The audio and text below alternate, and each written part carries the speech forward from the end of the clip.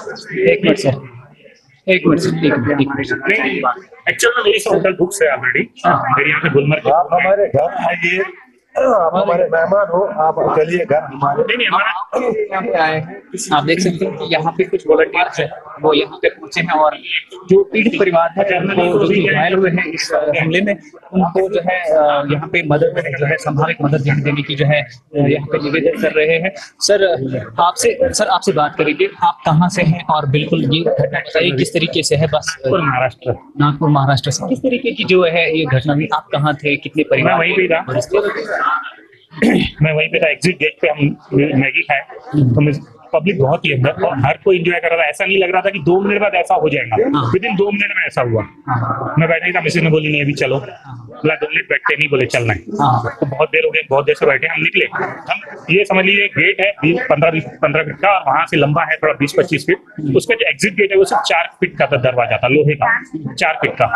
उस सब बाहर घोड़े खड़े थे, निकलने की जगह कम थी, तो मैं वहीं पे खड़ा था दरवाजे पे। तो मिसेज को बाहर घोड़े वाले बोला घोड़ा ला, मैं इनको बिठाता हूँ, फिर मैं दूसरे घोड़े पे खुद बैठूंगा।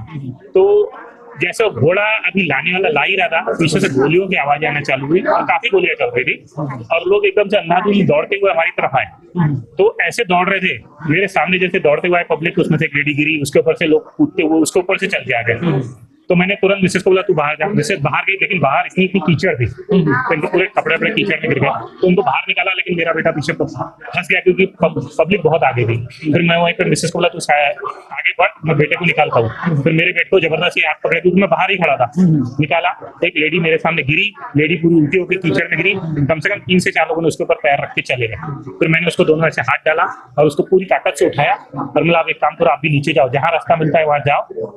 तो क्या आपको लगता है कि पिस्टल शॉट से या कुछ ऑटोमेटिक हथियार थे और कंटिन्यू चल रही थी और एक आदमी नहीं था, ज्यादा थे ये लोग, क्योंकि एक आदमी इतनी कंटिन्यू गोलियां नहीं चला सकता है। क्योंकि मैंने देखा नहीं, लेकिन मेरे अनुभव से भैया ने पीछे गोलियां चल रही थी और जो मंजर था ये काफी लोग थे।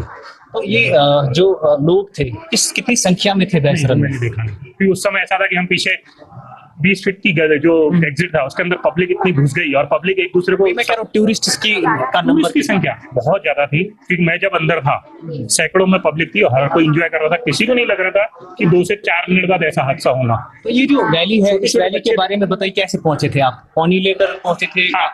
घोड़ा लेके गया था और जस्ट हमारा घोड़ा वाला आगे खड़ा था। जब पब्लिक के पीछे से आवाज गोलियों की सुनी और पब्लिक दौड़ी, तो घोड़े वाला घोड़ा भी छोड़ के भाग गया। वो भी कहाँ भागा नहीं मालूम।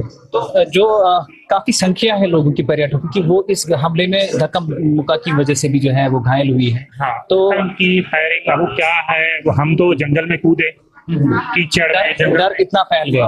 हाँ, हम कूदे, मिसेज ने वहां से पत्थर से नीचे कूदी तो पैर पूरा मुड़ गया।